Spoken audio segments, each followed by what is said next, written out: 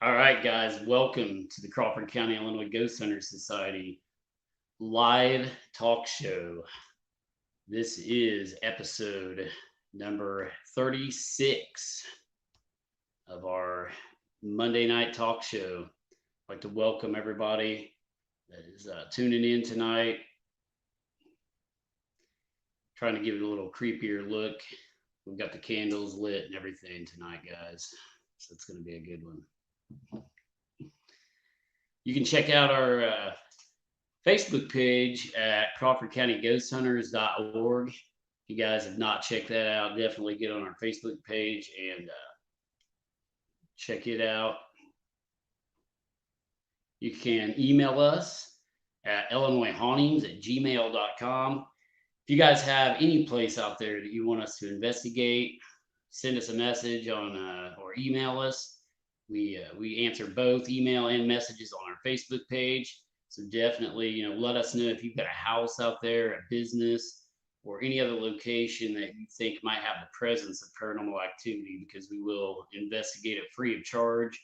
We don't charge anything for our investigations that we conduct, especially if we find them interesting, and we're doing this for research, guys. So don't be afraid to email us and or send us a message on our Facebook page and tell us, about your haunted location. We are going live tonight from facebook.com/ Crawford County Ghost Hunters. And we are also tonight, we are going to be dual broadcasting as usual. If you don't like the Facebook platform, you can check out our YouTube. A little malfunction here. There we go. YouTube.com/ Crawford County Ghost Hunters. Check that out. If you just like the YouTube platform better than you do Facebook, you guys can watch on there too. We also have an Instagram. It is Instagram.com/ Crawford County Ghost Hunters. Go follow us on Instagram if you're on there. We have a contact number you can reach us at. It's going to be scrolling across the bottom of the screen there. Just got to leave that up for a while. You guys can call that number. Also, leave a message if you have any type of paranormal activity. But music tonight was by the Midnight Syndicate, as always. Used with permission by them. You guys can check their website out at themidnightsyndicate.com. If you're into creepy music, definitely check out the Midnight Syndicate. They've got some cool music on there. They're also on Spotify and YouTube. But we're going to get right into tonight's show. We're going to be talking about our investigation at the United Methodist Village in Sumner, Illinois. So we had some pretty good feedback and response about that investigation, guys. So I appreciate everyone who commented and told us about some of the stuff that they had happened at the United Methodist Village while they were working there.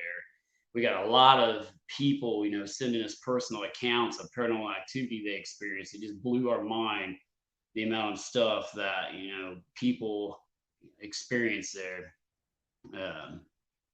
Yeah, we've got electricity. We're just doing it by candlelight for the spooky effect, Jennifer. She's asking if there's no electricity. But just to warn you guys, there is supposed to be some severe weather coming through. So if I get called out to that for the fire department or emergency management agency, I'm going to kill this show, cut it short. And so we may have to, cut the show short tonight. We're going to kind of just talk about United Methodist Village anyway and do a short show tonight. But we got some severe weather possibly coming in later. I don't know if it's going to hit us or go north. But if I go off the air real quick, that's what's going on, guys. But yeah, so we got to the United Methodist Village. We did interviews. The guys didn't watch that. We did interviews from about 5:45 to almost right up until the time we were about ready to start, because that's why we were late getting the equipment set up. I was supposed to help Dickerson, get some of the equipment going and run the cameras and cables. And I was still doing interviews and going through the building with these people because they had just amazing stories and just a lot of cool stuff that, we could, that they showed. I'm reading Nikki Strutton's. Could you go in the Shelton gang house?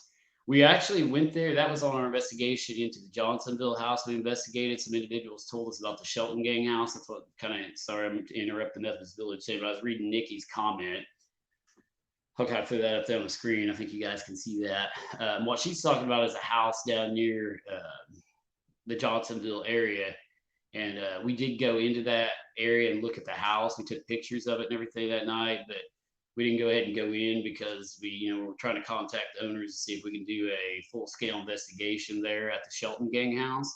That is on our list of things to do possibly here in the near future if we can get a hold of the proper people and get permission to get in there. So that's what Nikki's talking about there. But the Methodist Village is really cool. We interviewed several people, over the phone. We interviewed 2 or 3 in person where we took them through the building and they showed us specific rooms where strange things were happening. And and the cool thing is a lot of these stories matched up. It's not like, one person seen this and no one else seen it. It's like multiple people report the same thing in there. So, and that's what we look for when we're researching or investigating any type of location, that's reported to be haunted. We're looking for multiple eyewitness accounts of the same occurrence, and that proves that, somebody's actually seeing something when that happens. And it's not just somebody tired or, they drink too many energy drinks because they're trying to stay awake that night for work. I mean, this is legitimate stuff that took place in there. And again, one of the reports we had was the doctor over and over again. People would report seeing the doctor, and the residents would report that were staying there would report seeing the doctor. And unfortunately, a lot of times, when they would report seeing that doctor, they would pass away 2 or 3 days later. Now, the workers, the nurses, the CNAs, all those people, obviously, a lot of them didn't pass away from seeing him, but they didn't speak or interact with this doctor. I guess the patients and the residents who passed away actually interacted with the doctor, and the doctor, spoke with them and was talking to them. We do believe we did identify who the doctor supposedly is through multiple people telling us. We're not going to say it over the air right now because, but we do have names to a lot of the ghosts or spirits that may be, haunting the United Methodist Village. And like I say, we are very respectful of these locations we investigate, and this place just completely, there was still people working there, I think, until 2018, so this is a pretty fresh location, so we're dealing with people's family members and stuff. We don't want to, release a lot of names and everything that we've collected, through research and possibility of, those individuals haunting particular parts of the village. But we had a pretty good night. It started out rough because it was our first time there. Anytime we have a first time paranormal investigation of a location that big, everybody wants to get involved. Everybody wants to see it. Some of my investigations, I can't get half my team members to go to. And then when we get somewhere big like United Methodist Village, my whole team and their families and dogs and everybody wants to come with them. So, that was a very good analogy there, but you get the point. I mean, we have a lot of people interested in our stuff, and especially when we get a place that big. So we had a lot of people in there. A lot of people were talking, and our second, third investigations of locations like that are always the best, not the first one, just because we're still learning the building on the first investigation. That was only the second time I have ever been in there, for paranormal related stuff. The first one was when the owners took me through the other day just to give me a walk through the building before our investigation on Saturday night. So, I was fresh into the building myself, and I was getting lost in there. That's why we had to take, the owners for guides half the time, or people who work there for guides, because it's a big place, guys. I mean, there's multiple sections. Part of it, according to the owner, was built in 1967. I believe part of it was 47, he was saying. And now there's some conflicts on when the older part, the Holden Center, was built still. And we've got people saying it was built in 1918, and we got people saying it was built in 1926, I believe was the other date we got. So I don't know. We're still back and forth on that. But it could be 100 years old. We don't know. But it's still old, and a lot of death took place in there. But some of the things we experienced when the lights went out, that's when we really started to get activity. It was around 3 a.m.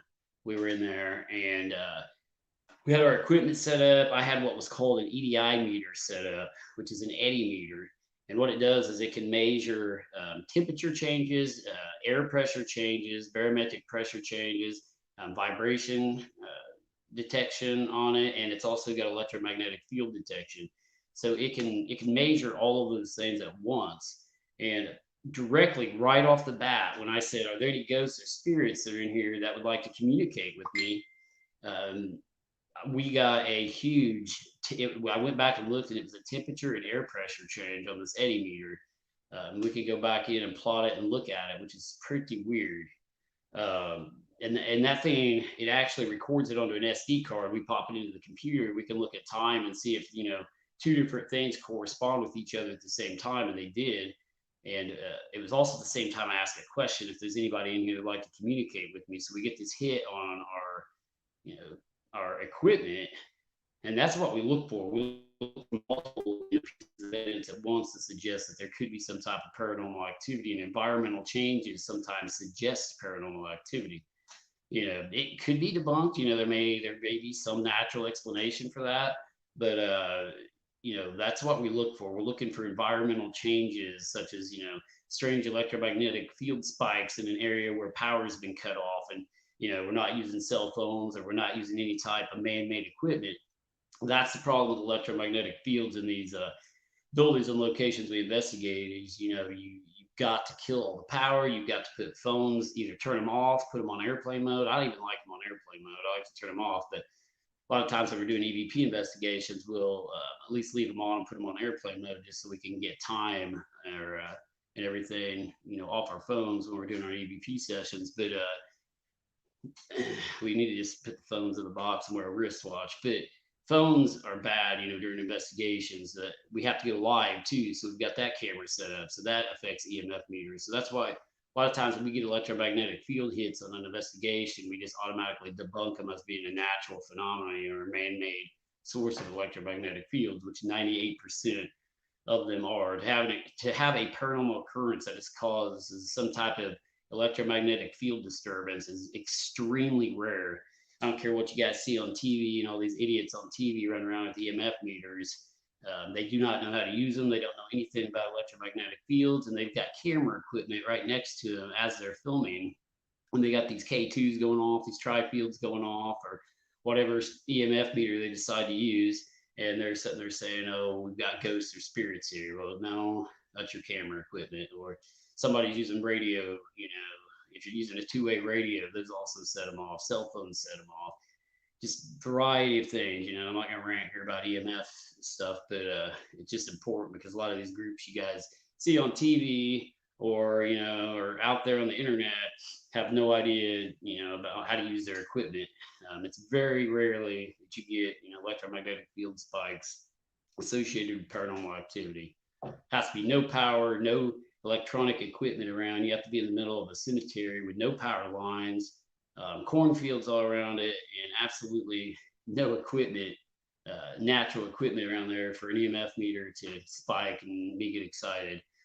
But anyway, it wasn't an EMF spike we picked up. It was, it was a temperature change and an air pressure change, which is really weird.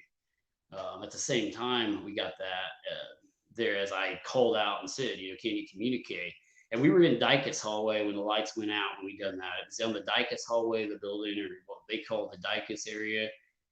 And I'll tell you what, I don't see things very often that I think is weird, but I was looking down, one of the hallways, and I thought I seen somebody down one of the hallways. I can't make out what or who it was. It's kind of black in nature. It looked like the silhouette of a person down the hallway.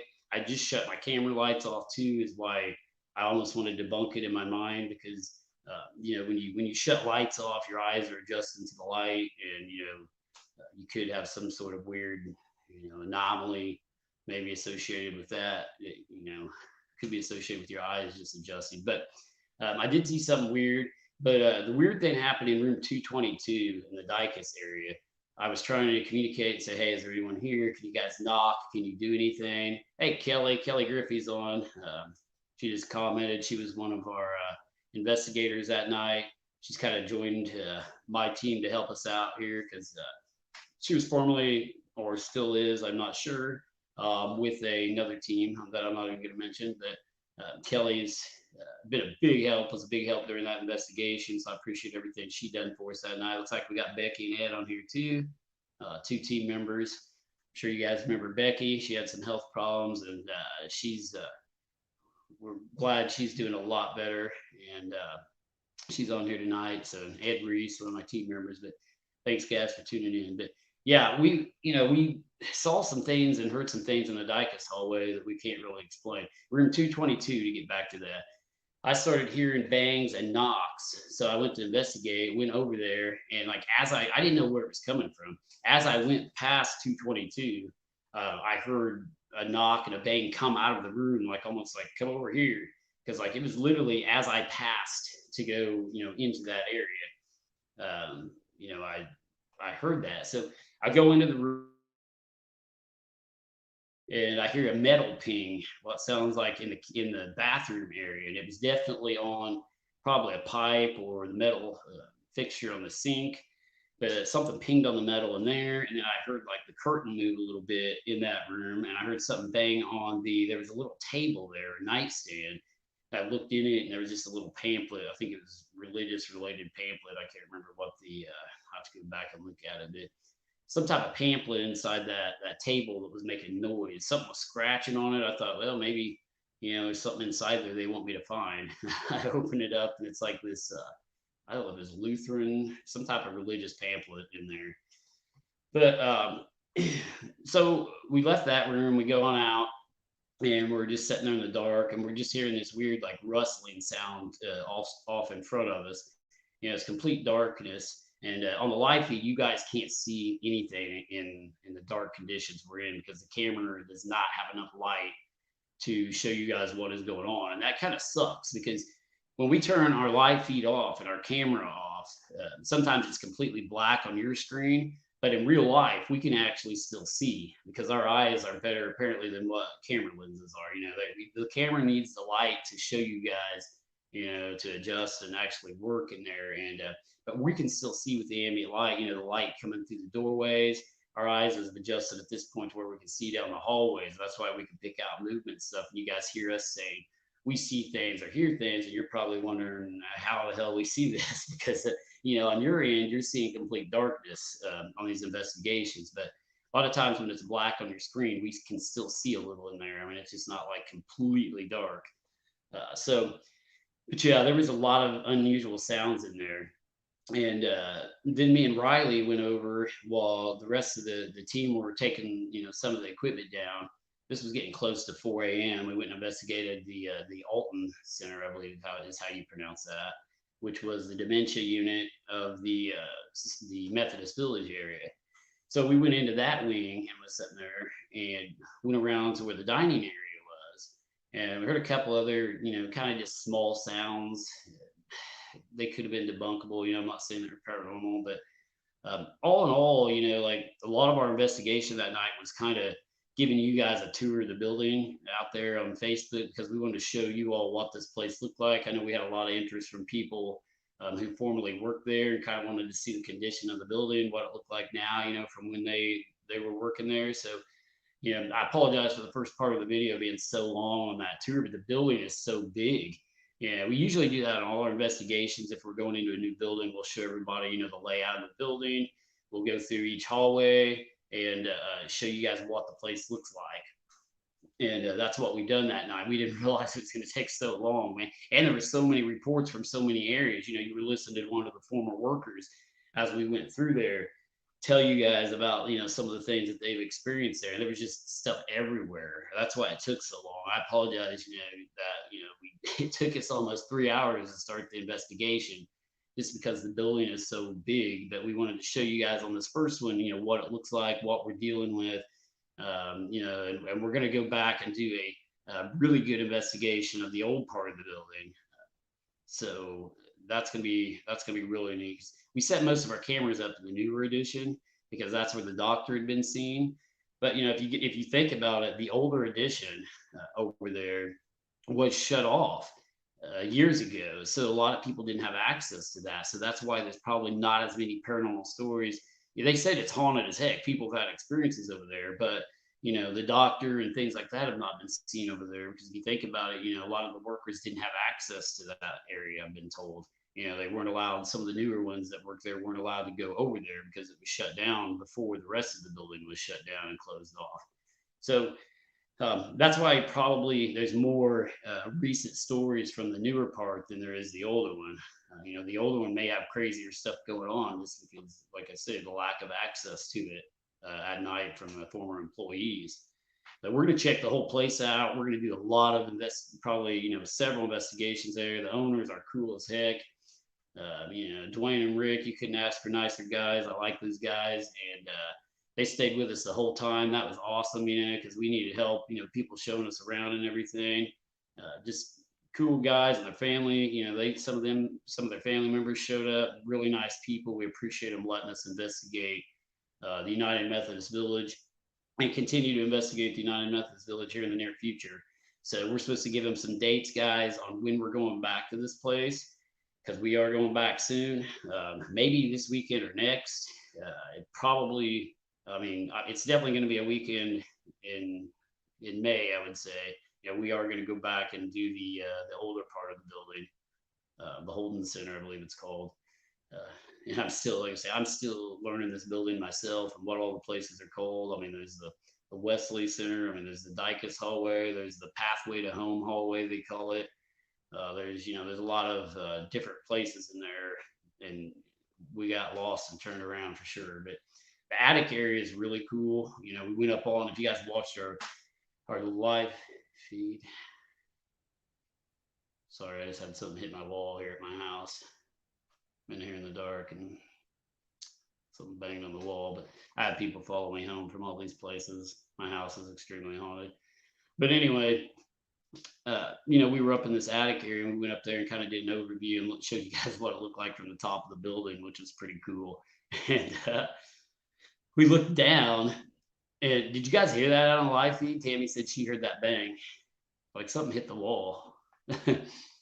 But yeah, we went outside and we were looking at off the building, and we looked down, and there's a house, and they just happened to be a family watching our live feed on their big screen TV. So we kind of like focused on that a minute. Some of the kids were like waving at us and stuff. It was pretty cool. Don't know who that family was. If you're on here, say hi. But we apologize. We were trying to like zoom in on your house or anything, but we just thought it was funny. You guys were watching our video, and we were like filming down from the ceiling, and we see us on the big screen TV in this house. But it was pretty cool. But yeah, a lot of people are interested in this place, and I talked with the owners. As of right now, we got some strange sounds. One of the areas that we got some strange sounds in are the laundry area. I almost had some like intelligent communication in there where I was asking it to knock, and we got knocks, and both owners were in there present at that point. I asked him what he thought about it, and he said the one owner is really skeptical, and the other owner has had paranormal experiences himself in his lifetime, so he's open to the possibility of this stuff. But I personally prefer skeptics. Not that I don't like the one that has had strange things happen. I like skeptics, and I like showing skeptics or trying to prove to. I'm skeptical myself, but I've seen enough things to where I keep a skeptical yet open mind of the paranormal. I don't label everything as ghosts, and that's how I like people to look at it. But when you see and you hear things you cannot explain, that's what excites me. And I like to show other people things that they can see and hear, that they just can't explain, and that's what turns people into more believers. But until you have an experience yourself, you don't really necessarily hardcore believe in this stuff. But both owners were present when we were hearing the knocks in the laundry room when I was trying to communicate with it. And he said himself, the skeptical ones, he's like, it seemed somewhat intelligent responses to what I was saying. So, he's not clear on the paranormal side of it yet, but he agreed that it was weird.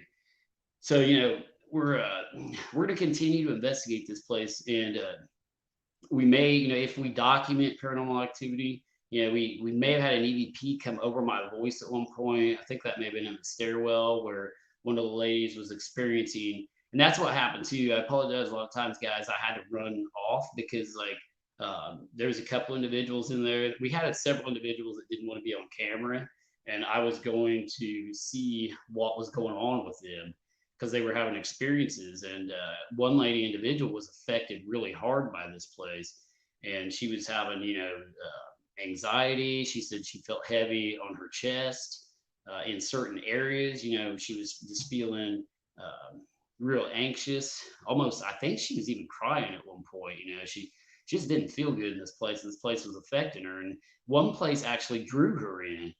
She said the chapel area drew her in. I don't know if that was good or bad.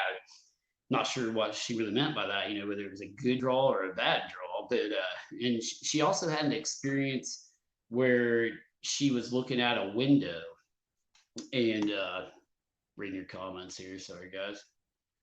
Not only have many residents, throw that up there and read it. Not only have many residents died there over the years, think of all the workers who have died and are still hanging out around because, because they love their jobs and were so dedicated, Becky said. And that's exactly right. It doesn't have to be just the residents, it could be former workers and everything. I think that's what some of the haunting is in Pine Lawn as well.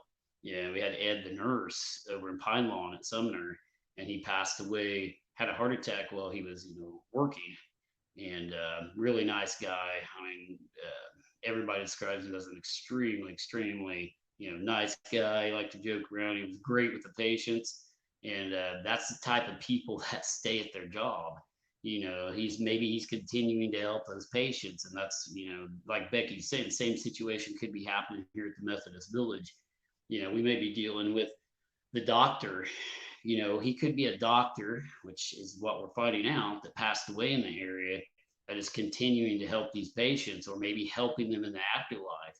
Maybe he's almost like a Dr. Death that helps these patients pass over so they're not afraid. Maybe he comes in at their time of death and says, don't be afraid, and tells them this stuff. You never know. This doctor could be helping these people cross over, which is really interesting to think about. But the lady that was feeling the stuff happened to her, and I was going back into that story too. She went into another room, and she said it felt like almost like she was a resident there, and she was looking through their eyes. Not like she got possessed, but like she was seeing outside what they would see, and like how they seen when they were in that room, which has been reported quite a bit, actually. People have these experiences from the Gettysburg battlefield to other locations. Like Gettysburg battlefield is really, really, I guess there's been a lot of reports of that there, where people have experienced paranormal activity and almost relive a past event, sort of. They see the battle through the eyes of a soldier. They see people falling. They look down and they're walking through blood knee deep in bodies. That's been reported at Gettysburg for a long time, where people have had these paranormal experiences. And it's almost like a crossover in time, or like you're time traveling back, and you see these events taking place and unfold. And it doesn't necessarily have to happen to like psychic people or people that call themselves sensitives, or empaths or anything like that. It can happen to normal individuals at locations like that, and it scares them, because they're not used to these psychic things that happen to them, or these paranormal occurrences, to where they're no longer themselves and they're looking into a different reality, and it can freak people out. But people reported this all over the world. It's just not, it's not just in one place, but it's usually in locations with a lot of tragedy, a lot of tragic death, a lot of just unfortunate stuff. Some of it can be good. It doesn't have to always be negative or bad energy. Sometimes it's a positive energy that affects people. So It can go both ways. It can be a positive thing also. If there was a lot of good things that happened there, during a person's lifetime. Trying to read your comments here. It says Nikki said, right, I'd be down to go to the Shelton Gang house for sure. She's still in the Shelton Gang house here. Yeah, we're gonna check that out, Nikki, for sure. We got to get, like I said, we got to get permission from the owners to do that, but we're definitely going to do that. And Chandra is saying Valley Forge too. I've been to both. Gettysburg is seriously haunted. Chandra is saying so.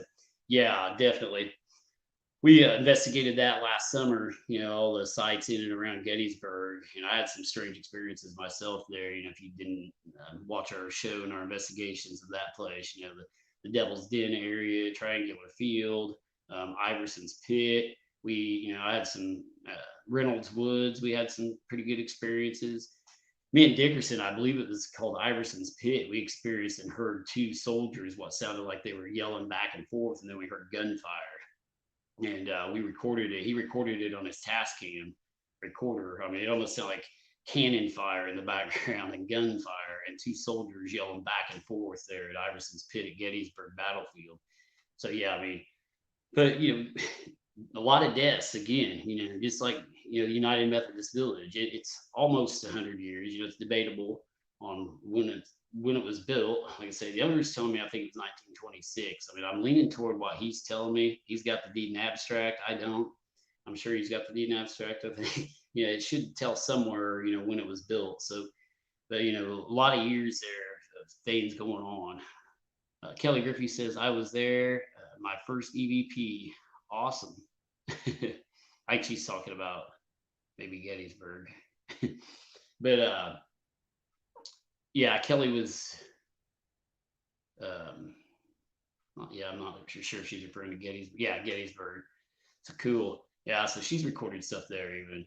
Kelly Griffey there. But yeah, we're gonna talk with the owners. Like I say, in order to do tours and stuff, in the near future, and we have to document some more paranormal activity, guys. I don't do haunted tours at places unless they're haunted. And I'm not saying this place isn't haunted, but I want a lot more evidence than what we've got right now to say the United Methodist Village is extremely haunted. Because, I mean, right now I can't say that it's extremely haunted. I mean, there's probably activity there. Yeah, I mean, from what I heard and seen. But the problem was, we had about an hour and a half or two of dark time, and we usually do it all night, and due to the long tour we took you guys at the building, we didn't get a lot of investigating done. So more investigations, I think, will reveal, this location and the activity that might be present there. Sorry. That could reveal, more in the near future. So hopefully, I mean, I don't know if they want it to be haunted or not to be haunted, but we'll probably end up finding a lot more stuff than what we currently think. And so we're going to continue to investigate that location. I'm reading you guys' comments as I go through here. The little apartment over there by the Methodist Village is still there. Jennifer is wanting to know. Yes, and there was actually an incident in one of those apartments, Jenny, that we're also maybe going to investigate a little. There was an incident involving one of those apartments, and there's actually a murder that took place in one of the apartments connected to the Methodist Village, and we may be investigating that some night as well. So that may be a whole different separate investigation, but yeah, there was a murder associated with one of the apartment buildings at the Methodist Village, and the owners of the part we investigated also own that. So they said, we may be able to check it out as well. So that's going to be something cool here in the near future. You may be able to watch. Clydell says, love Pine Lawn. You're going to go back there. Call me. Yeah, we're going to go back to Pine Lawn for sure. We haven't abandoned Pine Lawn. As of right now, that's still the most haunted place in the world today. I'd put money still on that being the most haunted place in the world. I mean, definitely the United States, probably maybe even the world. I mean, I've never seen anything like Pine Lawn Manor still. I mean, I don't think I ever will. I mean, that was just crazy. And yeah, we're definitely going to continue to investigate Pine Lawn Manor as well, as long as the owner, is okay with it right now. But yeah, we're going to continue to go back there and investigate it. We'll go live. I'll just get you guys. If we go back there, I'll go live. Even if it's just a couple of us in there for the night, I'll go live just so you guys can see it. So, I mean, we investigate places a lot. We don't go live. We investigate all the time. We don't always, put the live feed out. So, but next time I go back there, just for you guys, we'll go live at Pylon. So, but yeah, it's pretty amazing. Dwight says hi. I don't know who she's talking to there. Beverly says, "Do you know when you will be back? Are you speaking of the Methodist Village or Pine Lawn?" If you're talking about the Methodist Village, like I say, we're going to talk with the owners, and I think we can just. I've got to get everybody on the same schedule so we can go back in there on a weekend. But hopefully, sometime here in May, we're going back to the Methodist Village, Beverly, if that's what you're referring to. And we're going to set up all of our cameras in the old part this time versus the new part, so we can see if we catch anything in the old part. Because we, to our knowledge, we did not catch anything.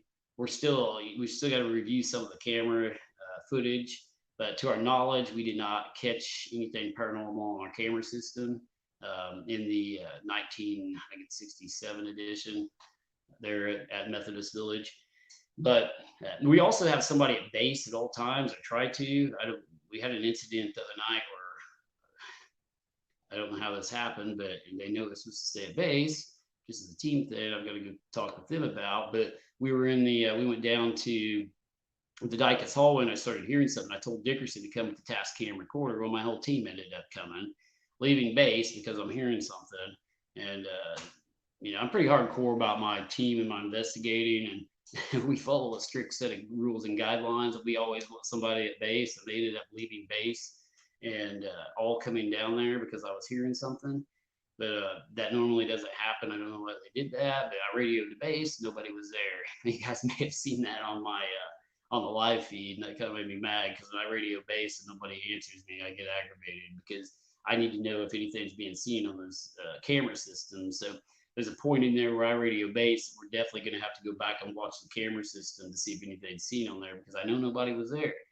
So there's some footage we got to go through and watch as well, just to make sure, nothing was missed during that portion of the investigation. So,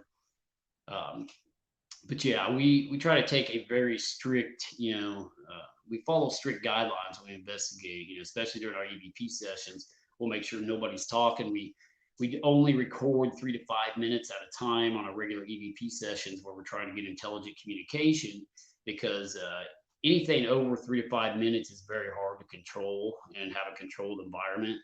So we do a 3 to 5 minute EVP session. We may leave a recorder running the whole time, a separate recorder running just to catch any sounds, or if we happen to catch something while we're not doing a regular EVP session when we're trying to communicate, just to see if we pick those up. But the reason why we only do 3 to 5 minute segments is because of our strict guidelines and protocols with electronic voice phenomena and audio recordings. We can control 3 to 5 minute segments and know who's talking and who's not, or who made a noise. We've got somebody writing down, outside sounds a lot of times, and the time in correspondence with when we started the recorder. So if there's dogs barking, if there's a car goes by, we note it. Or we'll note it out loud, Riley talk, the car goes by, stomach growl. You guys probably heard us note that, as we're doing these EVP sessions. So we can rule out all these natural sounds and natural explanations, that way we know if we've got a strange sound or an EVP. Just like when I was in the stairwell talking, there wasn't very many of us in the stairwell at that point. We did that little EVP session. It sounded like somebody talking over me. I know nobody was talking at that point. So, whether it would have talked over me if I wasn't, or whether it would have said anything if I wasn't talking, I don't know. That always bugs me because I've got a lot of ghosts or spirits communicate to me while I'm talking over my voice. And it's like, dang it, would they have been loud and clear if I wouldn't have been talking, or would I not have recorded at all if I wouldn't have been talking? It's that chance you got to take, I guess. But I always tell the time and date and where we are, because it's a nightmare sometimes when I go back through older recording sessions and listen to them, and the time and date and where we were at is not there, because then it gets confusing on these EVP sessions, especially from past investigations. So I always note, all that stuff at the beginning of all our recording sessions.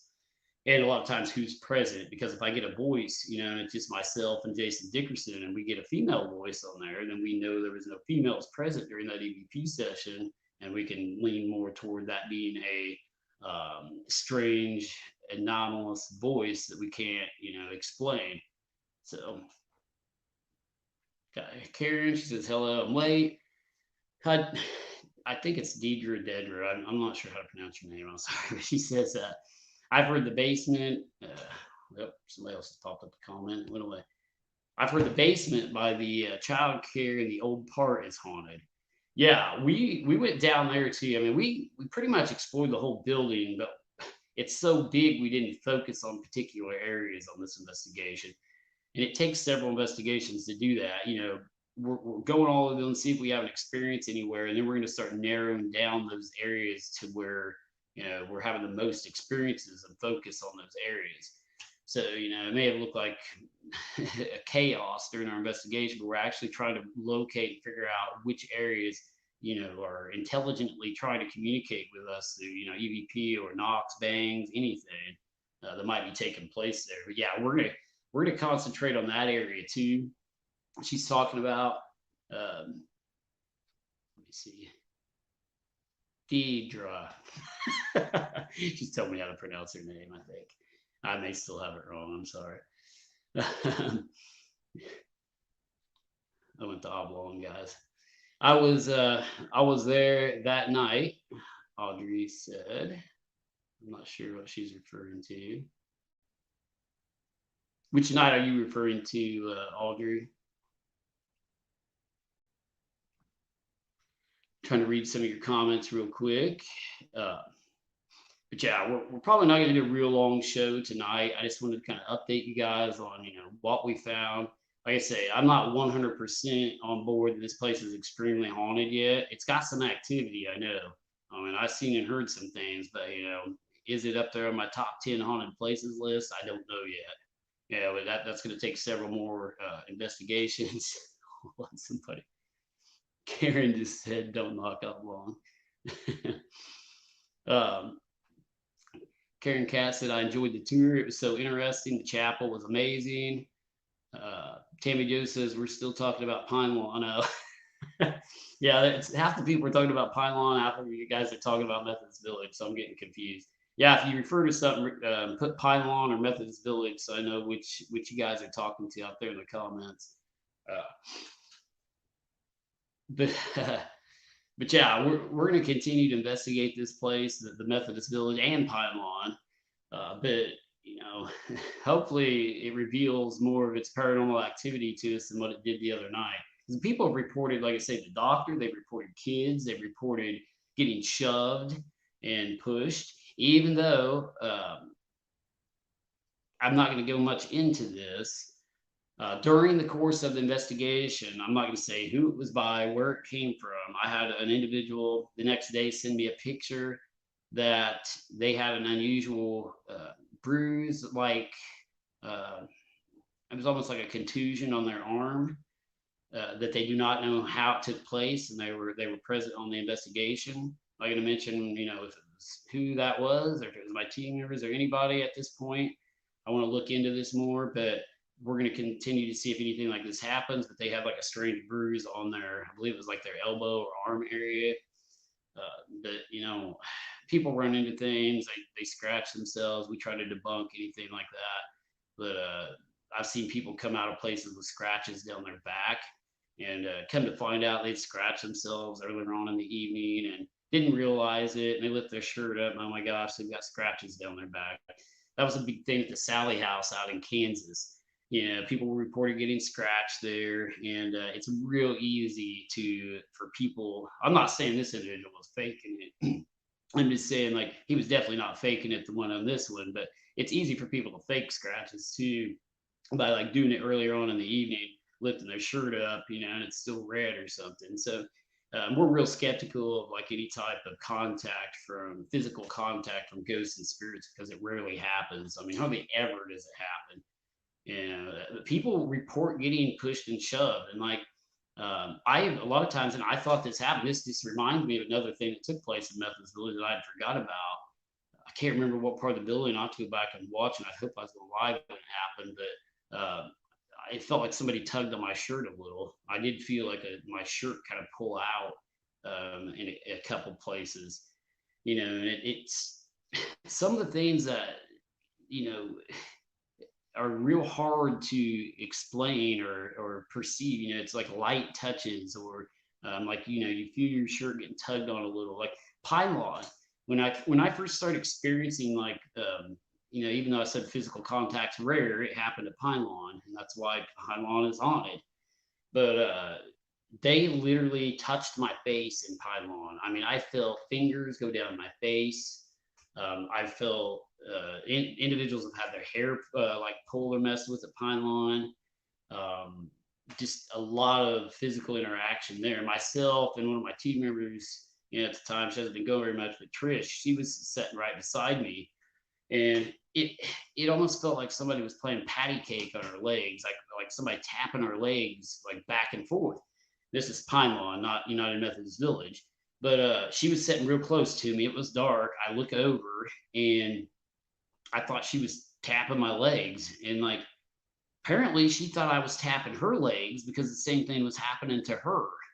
And come to find out, it started tapping us and it dropped one of those. I don't know if you guys watch this live feed, but it dropped one of those little yellow plastic balls on us right in front of us at Pine Lawn. We got tapped and then it dropped a ball on us and like freaked her out. I mean, she thought I was tapping her. I thought she was tapping me, and then it dropped the ball. And lo and behold, something paranormal was playing patty cake on our legs. I don't know how else to describe it.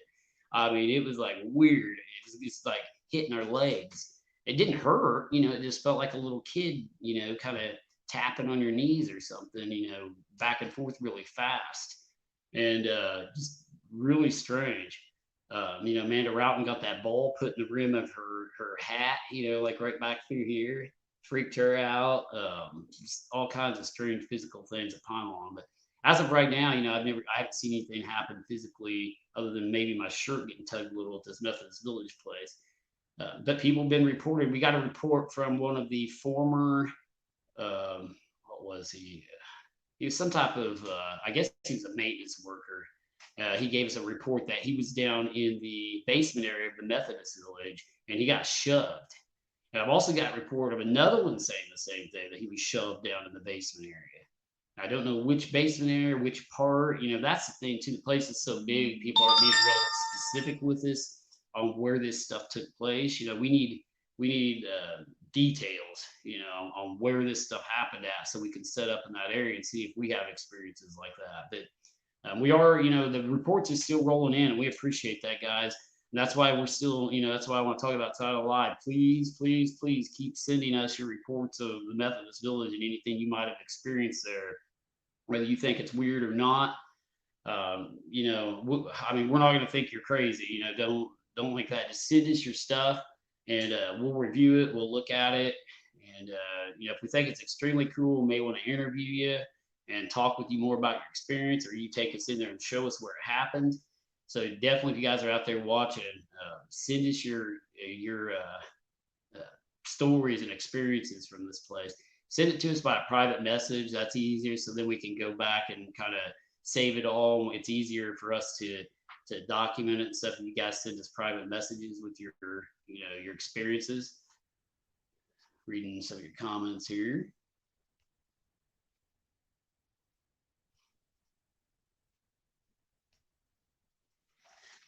Kelly says, where can people email or send you their stories? I think Methodist Village had some amazing workers and residents and families, so many stories.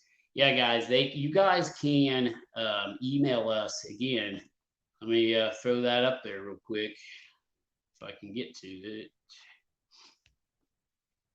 If you guys don't like this messaging on Facebook, you can email us at illinoishauntings@gmail.com. if you have any stories or experiences from the Methodist Village, you can send us emails, or you can just get on our Facebook page and private messages if that's your preferred method of communication. We'll answer either or, and you can definitely contact us on there as well. So yeah, thanks there, Kelly. Getting back to the comments. Kelsey says, when you did the tour at the Masonic Lodge, my sister and I were sitting right next to each other, and we both felt a hand on each other at the same time. It felt like someone was just putting their weight on my shoulder. I'm not sure if you remember that tour or not, but very weird. I actually do remember that. And yeah, she's talking about the Lawrenceville Masonic Lodge, guys. We did a haunted tour there and investigated that location. And that leads me to think Lawrence County has been awesome in accepting of us coming in and investigating locations in Lawrence County. And there's some cool places in Lawrence County. We've investigated a lot of locations there. Probably more, we probably investigated more places in Lawrence than we have Crawford. They've just got a lot of cool buildings still intact, where Crawford either tears them down or they're no longer there. We had the old Allen Sanitarium on South Cross and Robinson. They tore it down. They had a poor farm located in Crawford County at one time. It's been, it partially tore down, but it's like a farm now.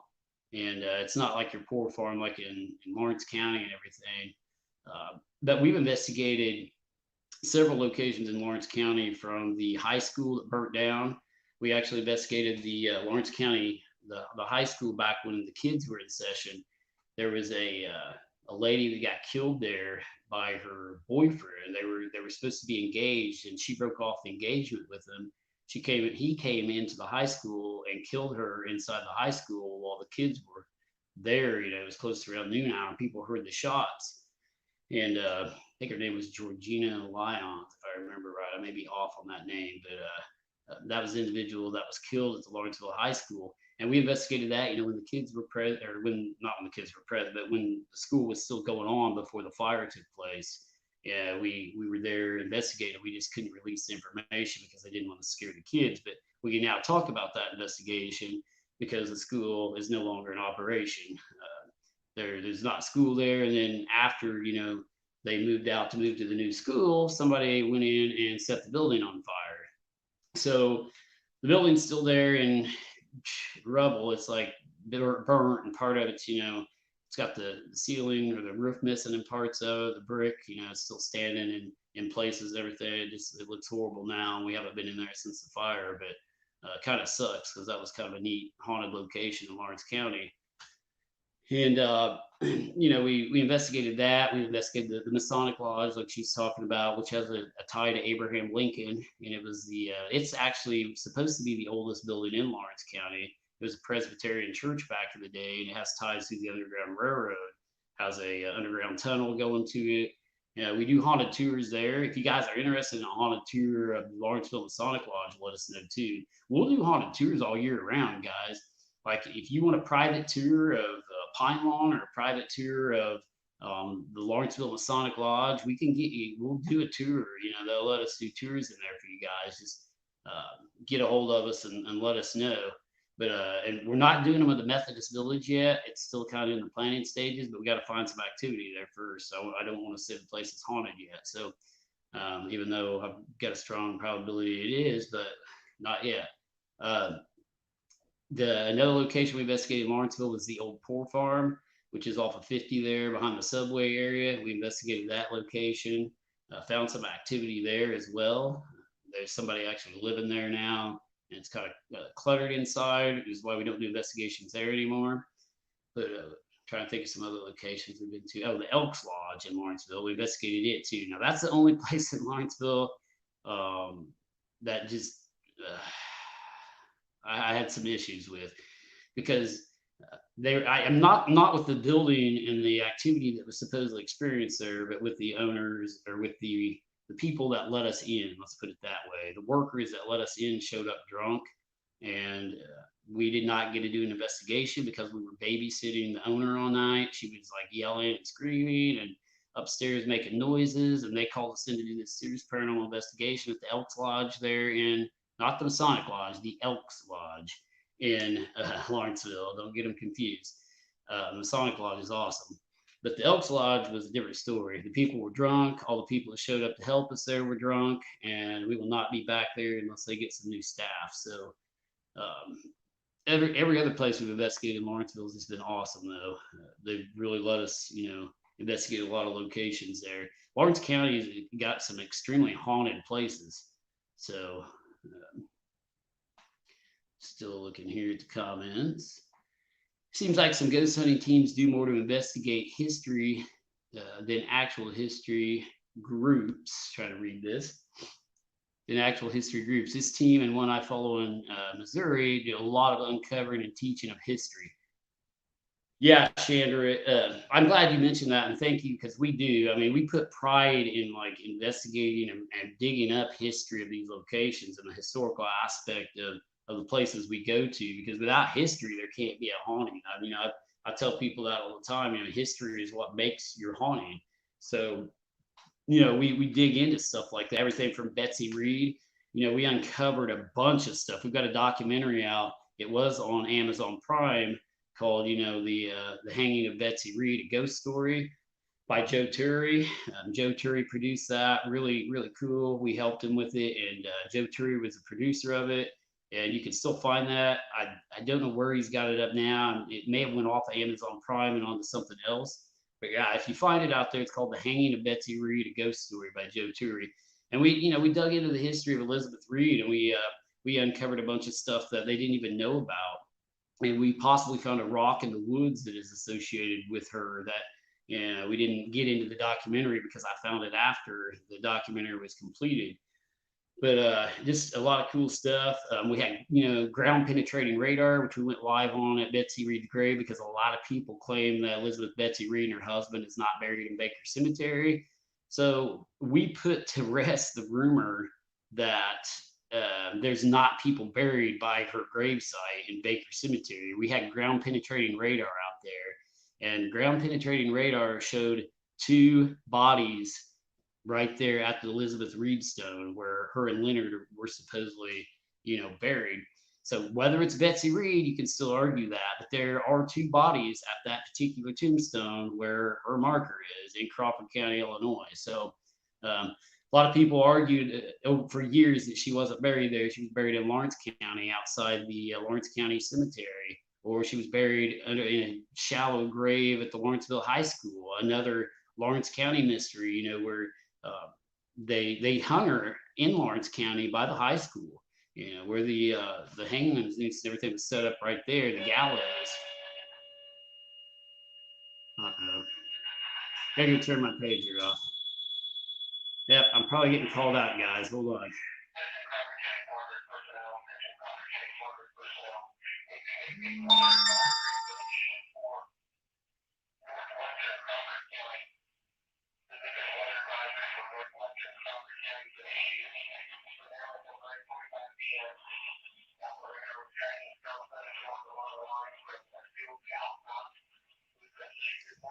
I can turn that off. Hold on, guys.